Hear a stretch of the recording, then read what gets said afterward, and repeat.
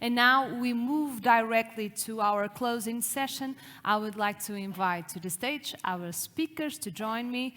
Please welcome Mr. Tomas Lamanauskas, Deputy Secretary General of the ITU, Professor Sandra Maximiano, Chairwoman of ANACOM's Board of Directors, His Excellency Minister Bosun Tijani, Minister of Communications, Innovation and Digital Economy from Nigeria, and Mr. John Wrottesley, Operation Manager at the ICPC. Thank you very much. And the Minister. And before we continue, they will take a photograph. And Max, can you help us here, please, with a photograph? Just a moment.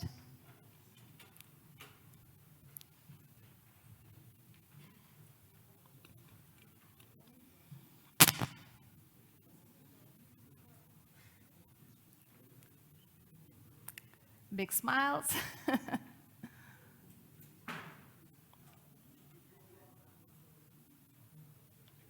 Thank you very much. Please, everyone, take your seats, and we'll begin with Tomas. Thank you. Thank you very much, and thank you very much, moderator, and thank you very much, everyone. So we're coming to the close. You know, it feels like really in a very quick way. You know, we just started yesterday, and it feels like just a few minutes ago. And here we go. We are at the end of it. So indeed, first of all, big thanks to ANACOM and Sandra for hosting us here in Porto. Exactly. No,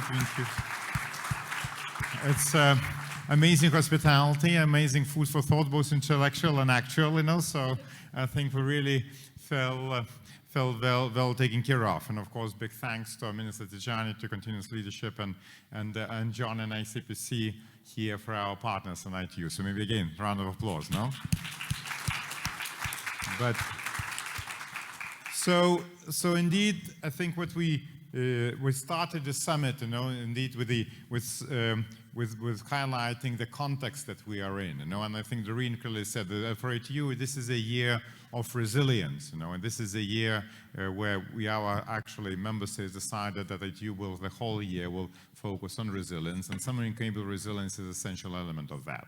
And we've been working a lot now, let's say over the last year since Abuja, to really come up with very tangible suggestions for the world to implement. But already, actually, for the 2 years since the first idea came up, to really come to this place where we bring the world together. And this, indeed, we're bringing the world. We have over 70 countries, with us for the summit, around 350 participants, and indeed over this 2 days.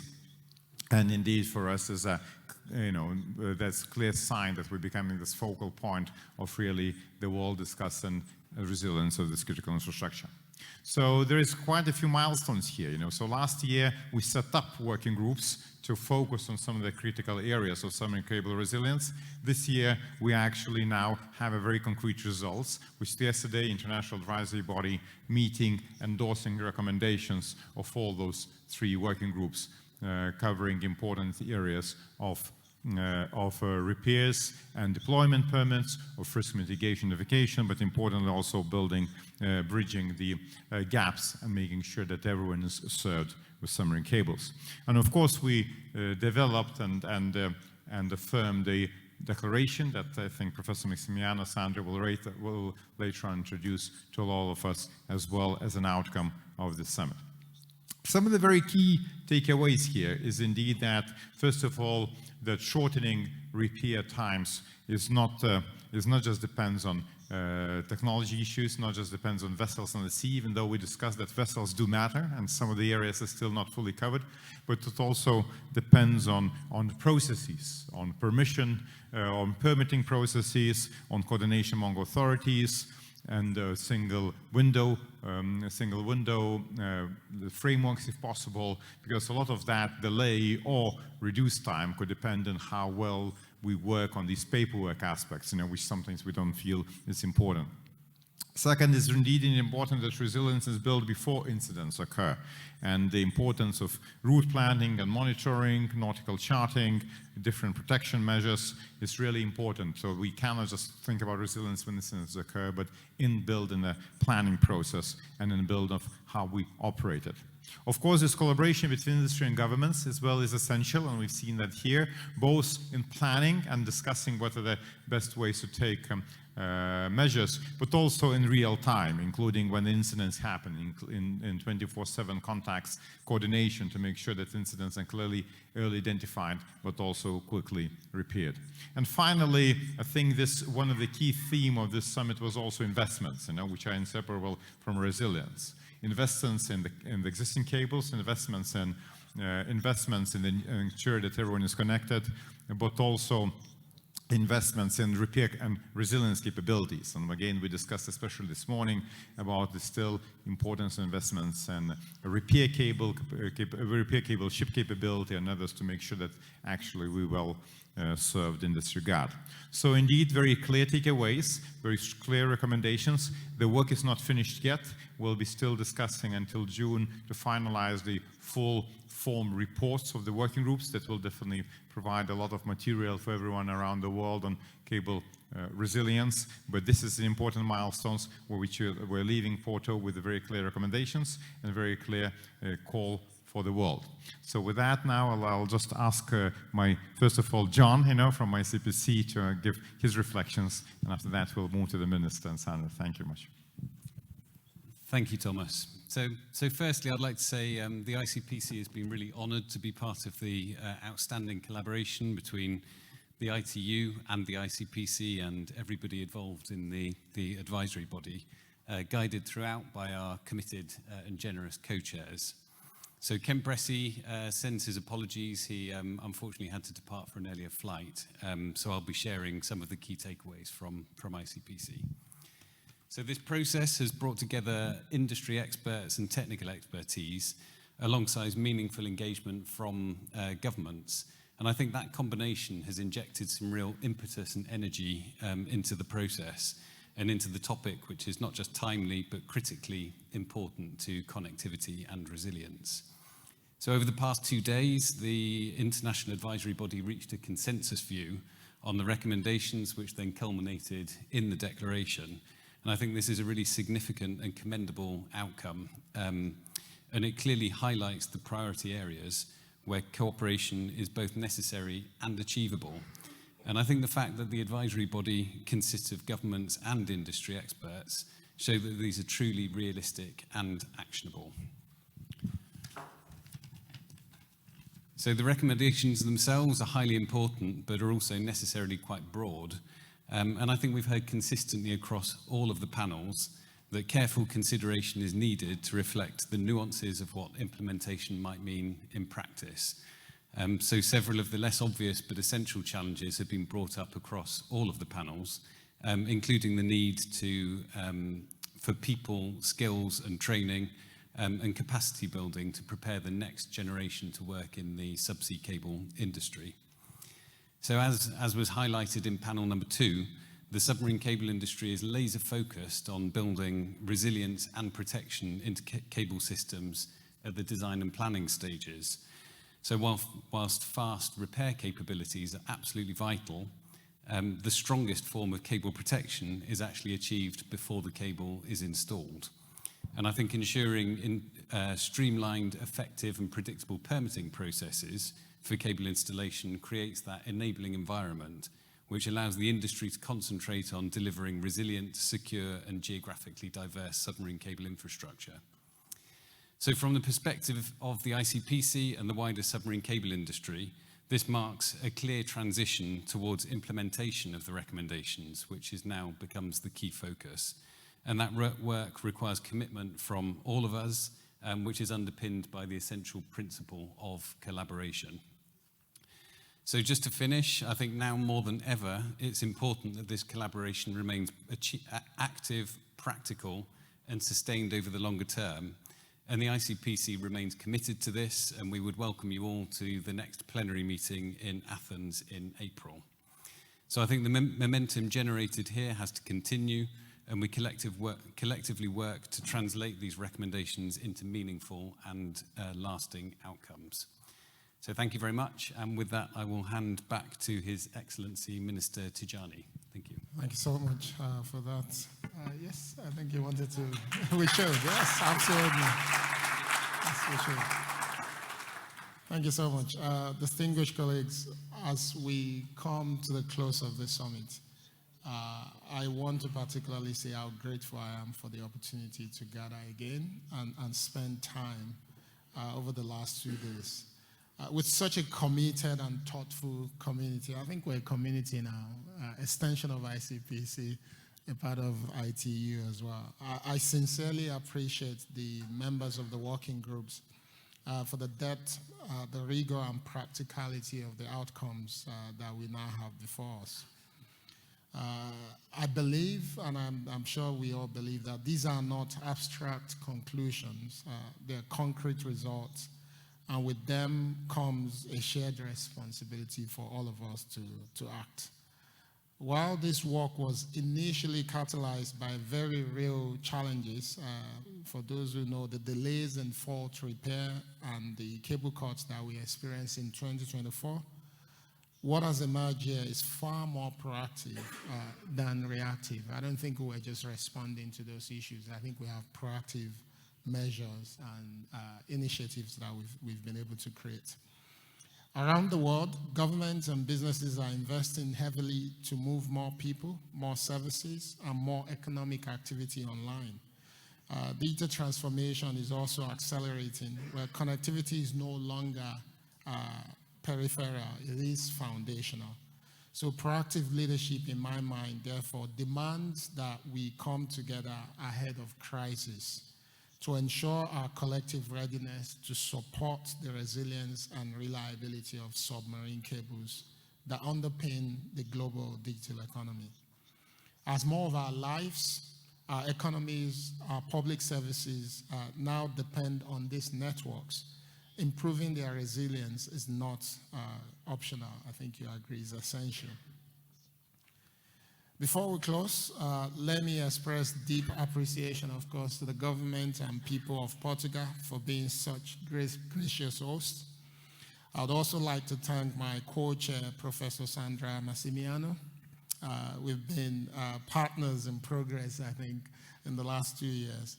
And your team at ANACOM for the warm hospitality, the excellent organization, and I think most importantly, the wonderful food and wine as well. We've had so much of it. My sincere appreciation also to the ITU Secretary General for the continued and inspiring leadership, and to our DSG, Tomas and Kent Bressy, the co-secretaries, and your wider secretariat as well. I think you've been extremely dedicated and professional about this work, and we appreciate that. I also want to recognize our working group leads from the United Kingdom, China, the World Bank, the Caribbean Telecommunications Union, and the North American Submarine Cable, and South Africa. And of course, all the members of the working groups from across diverse countries for the seriousness, expertise, and collaborative spirit that you all brought to this work. Your efforts and wisdom are inspiring all of us as we work towards an open, reliable, and resilient digital future. Thank you all so much, and I wish you safe travels back home. Thank you.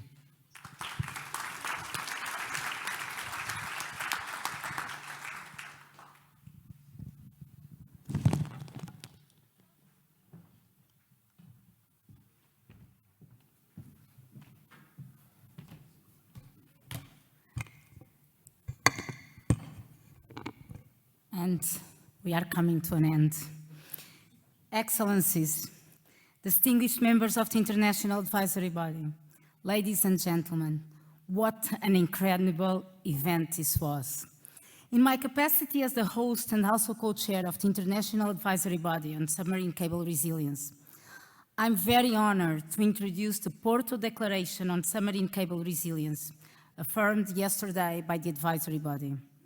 The declaration captures a common message that has been echoed throughout the summit, that resilience must be grounded in objective data, strengthened through partnership, and advance through sustained international coordination.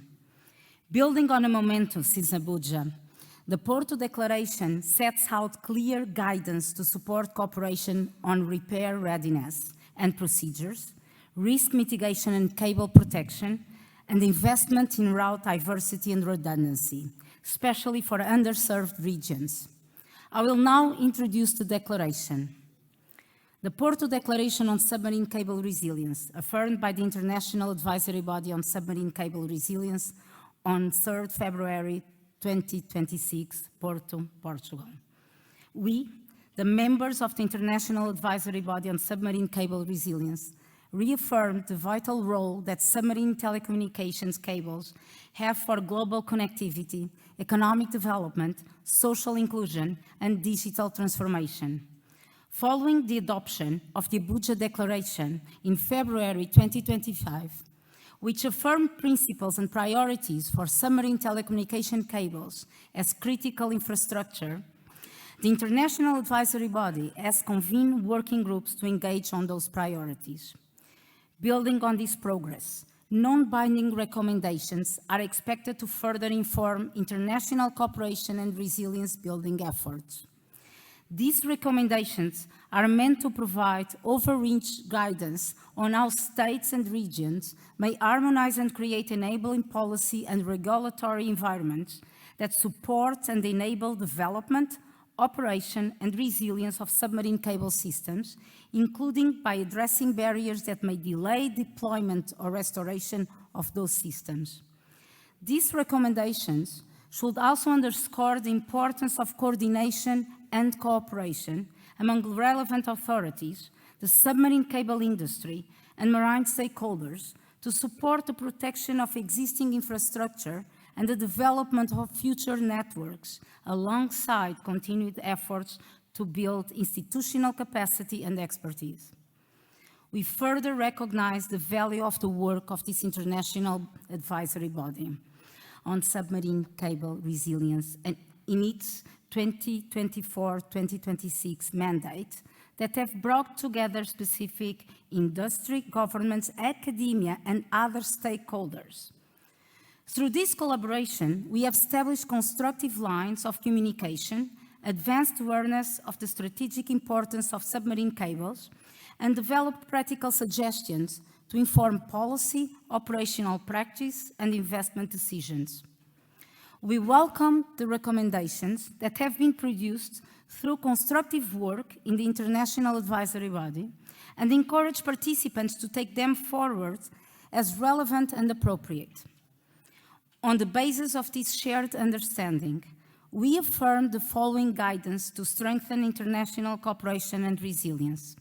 First, streamline submarine cable permitting, maintenance, and repair process through clear, transparent, and predictable regulatory frameworks, and designate a single government contact point to facilitate timely cable deployment and repair.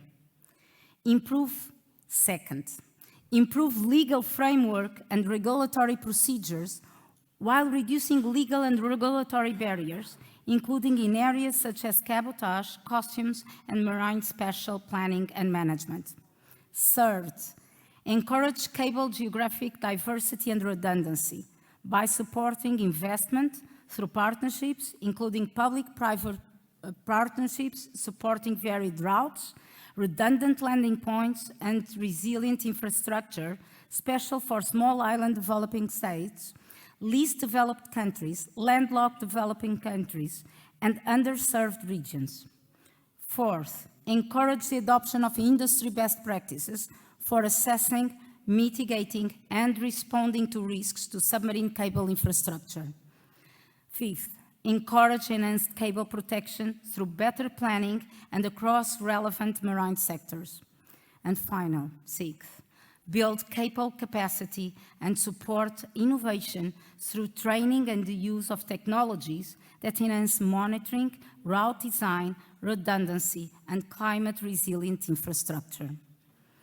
We invite governments to consider reflecting this guidance as appropriate when developing or reviewing relevant policies, regulatory approaches, and operation frameworks, and we encourage industry to strengthen and expand existing initiatives that support cable protection and resilience.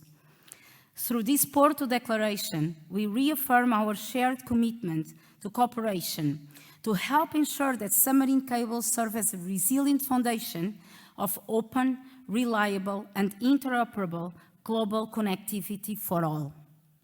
I would now like to invite summit participants to acknowledge this declaration by acclamation as an expression of our shared commitment to strengthening international cooperation and the resilience of submarine cable infrastructure.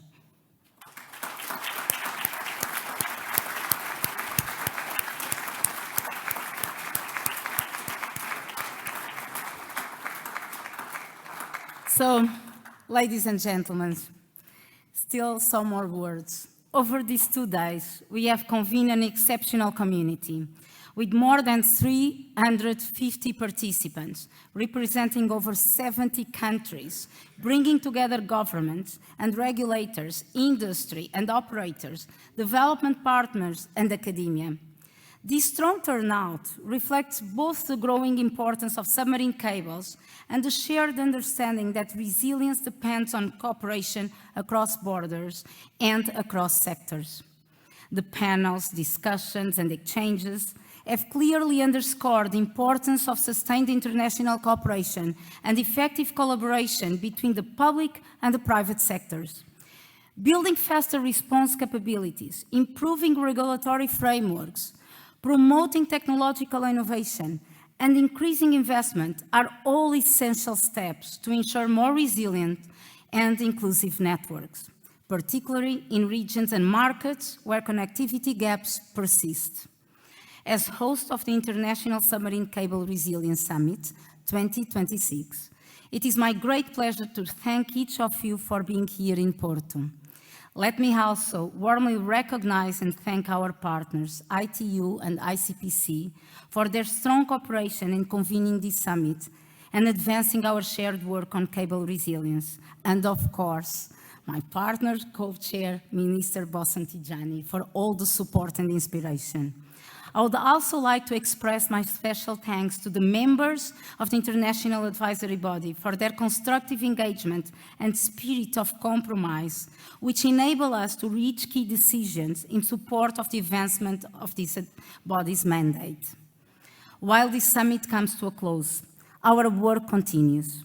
I leave Porto encouraged by the shared commitment of all participants to follow up on the recommendations identified and to turn these discussions into tangible outcomes, strengthening the resilience of the digital infrastructures that connect us. Thank you once again for your collaboration, your constructive spirit, and the forward-look vision you have brought to this meeting. I count on all of you to help turn these shared objectives into concrete action. I now declare this summit closed. I wish you all safe travels back home. Thank you.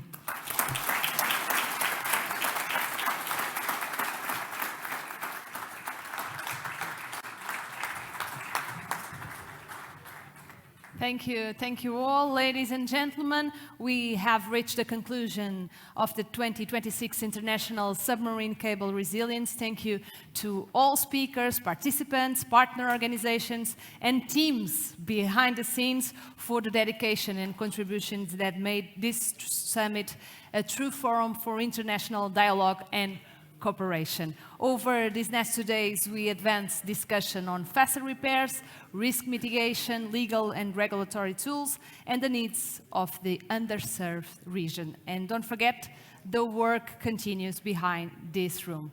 And also, it's time to relax and network, and coffee will be served downstairs.